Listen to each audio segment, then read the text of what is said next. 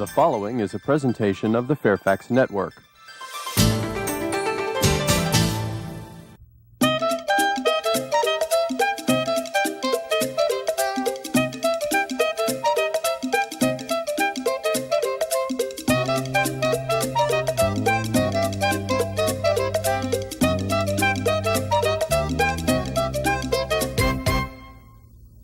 Hola, ¿qué tal? Bienvenidos. Hello, welcome to World Tour Language Series, and welcome to program number 19, Spanish program number 19. My name is Mrs. Ada, me llamo Doña Ada, and I'd like to welcome you to our objectives of the day. We're going to start with more about Peru. Rather, we're going to continue talking about Peru. I have some interesting photos to show you. We have La Familia again, but this time I'm going to talk to you about last names, and you'll see why I chose that topic. And finally, we're going to cook. We're going to cook Causa. This is a Peruvian dish. So I'd like you to now watch carefully. We have in page 25 through 28, we talk about Peru, and that is what we're going to continue doing today. I chose the topic of the Inca Indians, the Incas, and I chose that because the Incas are an extremely wonderful, magnificent empire of the Indian civilization in Peru. Inca, the word Inca means Lord, and these are Indians that lived in the high Andes for 800 years. They felt or they thought that they were the people chosen by the god. All the male descendants bore the right to the title of Inca, which invested them automatically with extraordinary powers once they were born. These Incas, they lived in a place called Machu Pichu, which is about 2,430 meters of altitude. I'd like to then show you something about the place that it has been found, where they have found Inca remains, Inca ruins, a place called Machu Pichu. And Machu Pichu, this is the first magnificent assembly of Inca remains in Machu Pichu. It is located at the Huayana Picchu. As I said, it's 2,430 meters of high of altitude. This was an Inca town on the northwest of Cuzco. Now, Cuzco was the city of the Incas, and we will talk about it later on. It was never discovered by the Spaniards. Would you believe that? But in 1911, an American explorer began to find Inca outpost. And I would like to show you the picture of the Machu Picchu we have here. See, it's magnificent. Talking about the Cuzco, I also like to share with you that, as I said, Cuzco was the main city or the capital of the Incas Empire. It is a sacred city to the Incas. This empire spread along the Andes for 3,000 miles. There is a legend, and as I talk to you about the legend, I like to show you some pictures. A legend is that the master of all, who is a god called Viracocha, he made giants of stone to live on earth, and he breathed life on them. And among these stone giants, he chose two people, a male and a woman, who were able to reach the promised land that this God promised. And they found it and they built it, and this was when they built Cuzco.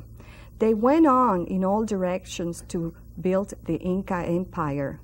Cuzco, if you visit, looks more like a Spanish than Indian in the buildings, because they adopted lots of the it looks really like a Spanish fortress.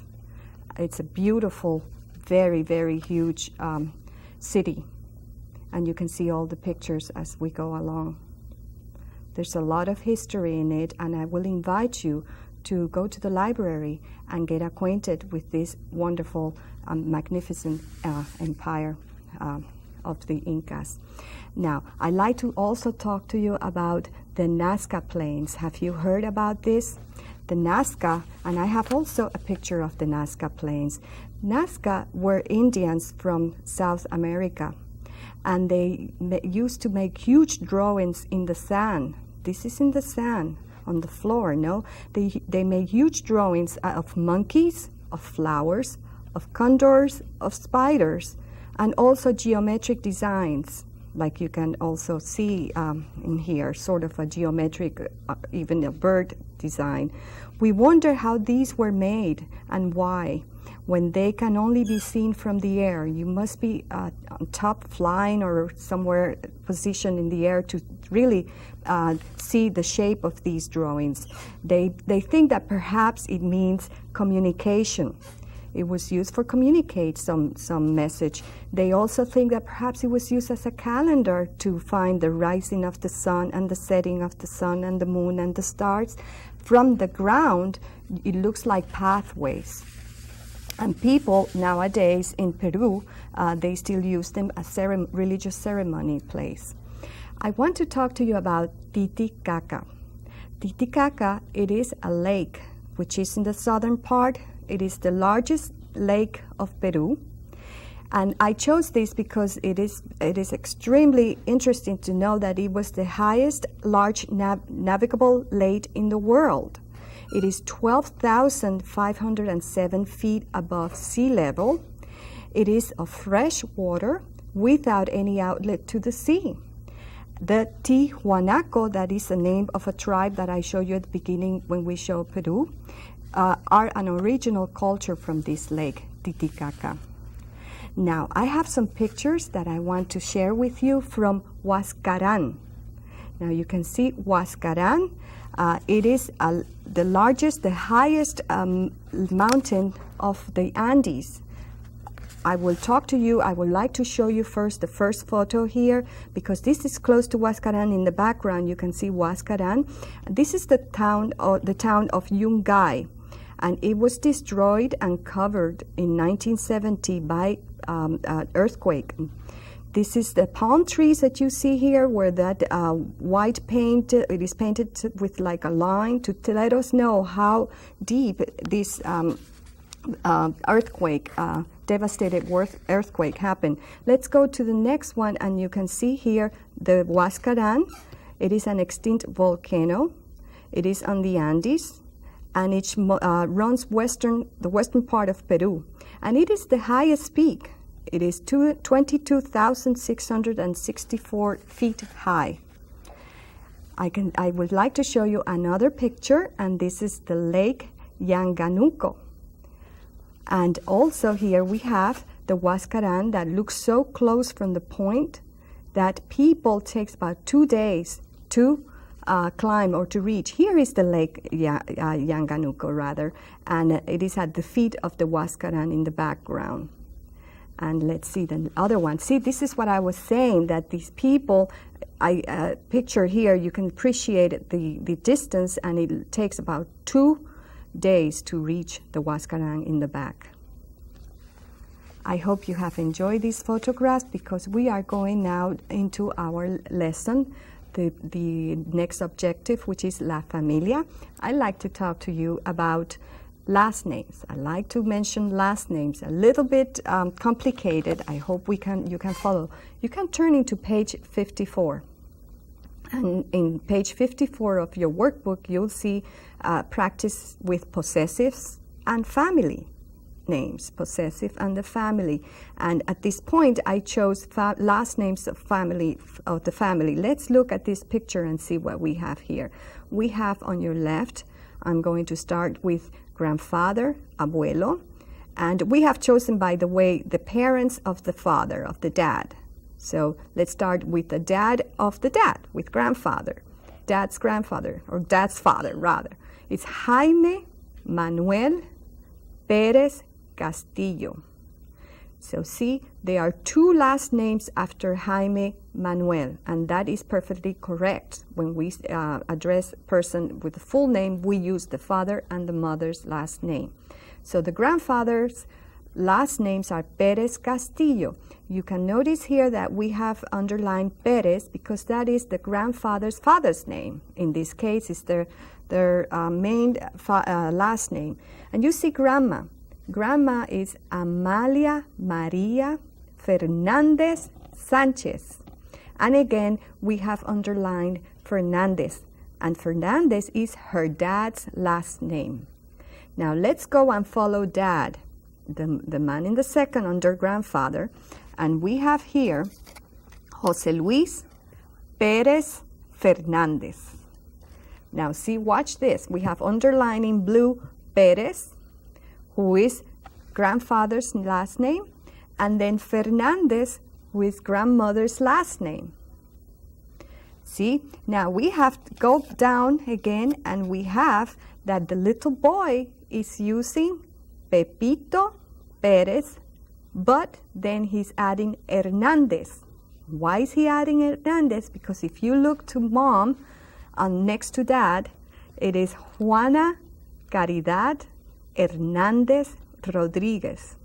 So what happens? We have underlined mom's last name Hernandez because that is mom's dad's last name. It gets confusing. Try to follow me. So the children are taking mom's last name as well, but in the second position instead of the first one.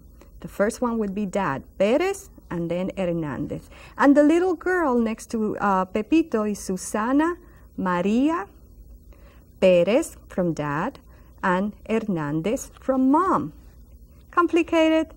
You'll get used to it. You should see sometimes Spanish names are very, very long because we don't omit all our parents' last names, and also we have a middle name. We normally have a middle name, a first name, middle name, and then 2 last names, sometimes 4 if we want to use them all. If a lady gets married, by normal rule, what we do is we try to keep our father's last name, okay, follow me, and we add the word de, which is D-E, and then we take our husband's last name. So let's say, let's use an American name such as Amy Smith. That is her name. And she married a gentleman whose last name is Jones. So she'll be Amy Smith de Jones. Now in Spain, you can also see, and many Latin American countries, you see that they have taken away the de and added a hyphen. So they say Amy Smith Jones. Sometimes you see it that they put it the other way around. They say Amy Jones, who's the husband's last name, but they will also never forget to add that father's name, Smith. Complicated? Write to me, call me, tell me, and tell me your name. Tell me your father's last name, your mother's last name. Let's put them together and get to be really Spanish in that way. Now, I have a bonus here, part of a lesson that I would like to introduce or present to you. I know we don't have lots of days for lessons, but I like nevertheless to present it. Open in page 69 in your workbook. And I have here, me gusta. And I think this is an important phrase. Me gusta, if it's one thing that you like, or me gustan, which is more than one. Remember, we have to agree with plurals and singulars. That's the way we are. Me gusta or me gustan. And if I don't like something, which I hope you don't have to use it that often, all you do is add that no. Instead of no, don't say no. You say no, no me gusta. No me gustan if it's many. No me gusta if it's one. No me gustan. And if you really want to say that you really don't like that, so you say no, no me gusta. No, no me gusta. And if you want to really stress it, you say no, no me gusta. That's really Spanish. You can also put your arms, your hands on your waist and say it the way the Spanish say it. No, no me gusta, with your hands around your waist. Now let's go and if you want to ask someone something like te gusta, It's to you. Do you like it? Do you like to eat? ¿Te gusta comer? Remember that verb we talked about yesterday? Comer, to eat. ¿Te gusta comer? Or if you want to say, do you like fruits? ¿Te gustan las frutas? So it's plural or it's singular. I would say, sí, me gusta comer. Yes, I like to eat. I have some words here that I want to use them as new vocabulary, and you have them also on your workbook, and just to pronounce them. Let's go together to el fútbol. That's football. El fútbol. And el, muy bien, básquetbol. Básquetbol. Muy bien. Remember that accent, básquetbol. And let's go to the next one. Very good. I think you like this one, don't you? It's el béisbol. El béisbol. It's not baseball, but baseball, really. And then this one that I like very much to play is el tenis. One N, easy. El tenis. El tenis. Me gusta el tenis. Say it with me. Me gusta el tenis. A mí me gusta el tenis, sí. Me gusta el tenis. And let's go to the next one. No me gustan las matemáticas. No me gustan las matemáticas, and this is true. No me gustan las matemáticas, but I hope te gustan las matemáticas. Te gustan las matemáticas. Matemáticas. They're kind of hard. Matemáticas. And let's go to this one. I love this one. Esquiar, to ski. Esquiar, to ski. Me gusta esquiar. ¿Te gusta esquiar? Sí, ¿te gusta esquiar? Me gusta esquiar. No, me gusta esquiar. Either one you can use. And this one, I hope you like it too, because I do enjoy it. Ir al cine. Go to the movies. Now, let's see. ¿Te gusta ir al cine? ¿Te gusta ir al cine? Bien, sí, me gusta ir al cine. No, no me gusta ir al cine. Let's practice again. Sí, or just without sí, you can say me gusta ir al cine. Me gusta. Now, another one that is similar to this one is ir al teatro. ¿Te gusta ir al teatro? ¿Te gusta? Me gusta ir al teatro, or no me gusta ir al teatro. But let's just drop the no, and let's say sí. Me gusta ir al teatro. Let's be positive. And I was just joking about the math, really. Let's talk about la historia. I love historia, so I will say me gusta la historia. Me gusta la historia. Sí, me gusta la historia. ¿Te gusta la historia? Sí, me gusta la historia. It's a very interesting subject. And this one, ¿te gusta el inglés? And you say, but of course, Doña Ada, me gusta el inglés. Me gusta el inglés. Me gusta el inglés. And this one, I hope you are positive thinkers and you will say, sí, me gusta el español. Sí, me gusta el español. ¿Te gusta el español? Sí, Doña Ada, me gusta el español. Now, I want to practice with some pictures, and just follow me, please. Let's see this picture. What is this? What's happening here?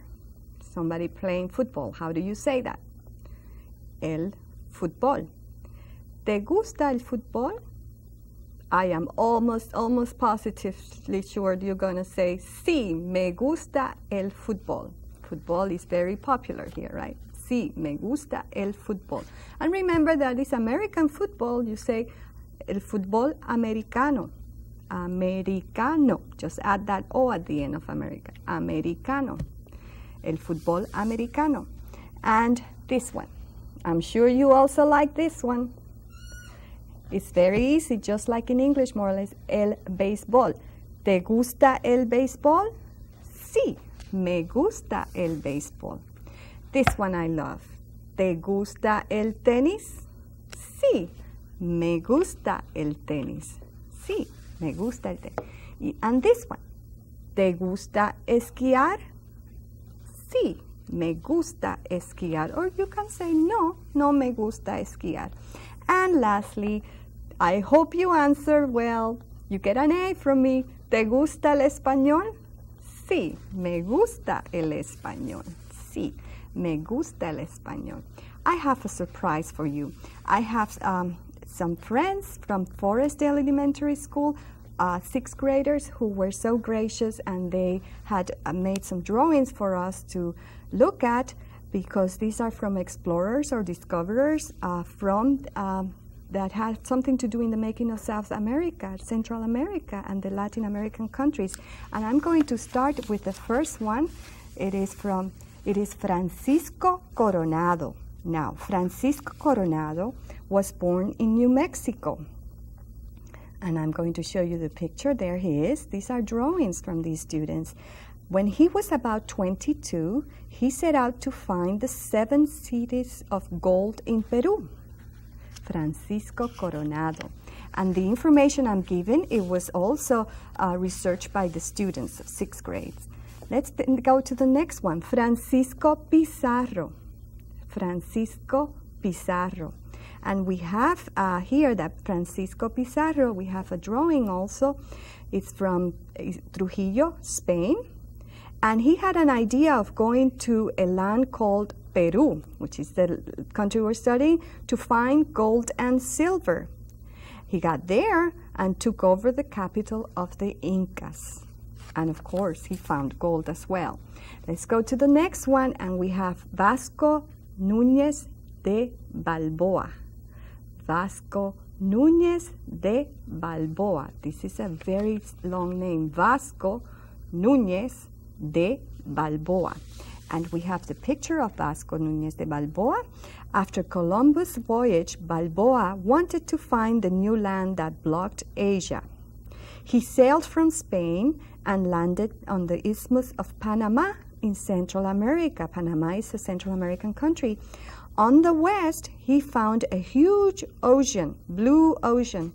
And for a long time, he called it what else but Balboa's Ocean.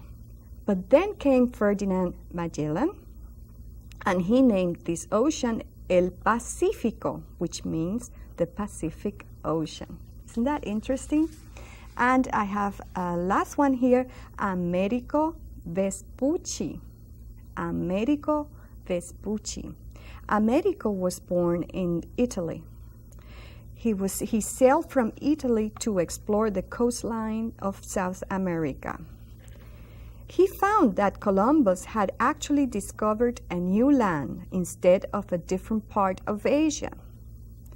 A German geographer called this land, Amerikland, and from that name came America.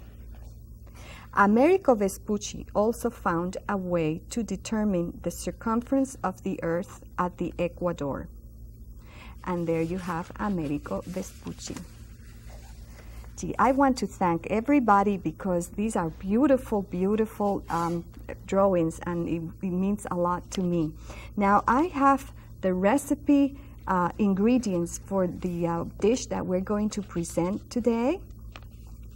We are going to present the dish called Causa. And I will tell you that Causa, when you translate Causa in English, means cause, right? Causa. And that word means other things as well. But in this case, this is the name of the dish. Causa. Say it with me. Causa. And it's a Peruvian dish. And we have the ingredients. We have 5 baking potatoes, which is 5 papas. We have 1/4 cup vegetable oil, which is 1/4 taza aceite vegetal. We have 1 to 2 limes, 1 o 2 limones. We have 1/4 tablespoon of black pepper, 1/4 cucharadita pimienta negra. We have 1/2 teaspoon of salt, media cucharadita de sal. We have 1 can tuna fish, una lata atún, and we have 1 tablespoon of mayonnaise, una cucharada, tablespoon of mayonnaise, cucharada. And then finally we use lettuce leaves, hojas de lechuga, black olives, aceitunas negras, and parsley, perejil, to present this dish and decorate it. And here we have the presentation of the ingredients that we need in order to make this dish. But I also have a special, very special guest today. Her name is Señora Morán. And I'd like to introduce you, Señora Morán. Señora Morán, ¿cómo está? Bien, gracias.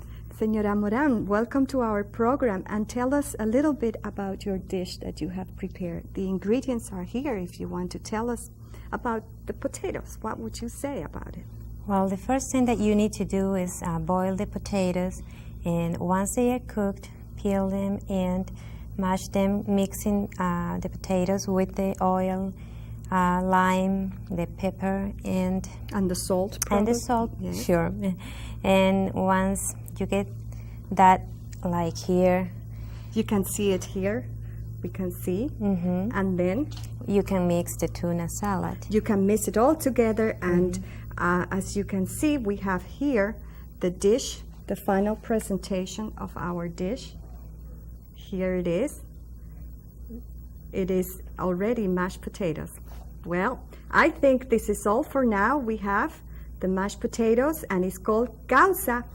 Thank you. Muchas gracias, Señora Morán. De nada. It is time for me to say goodbye. Adiós. Hasta mañana.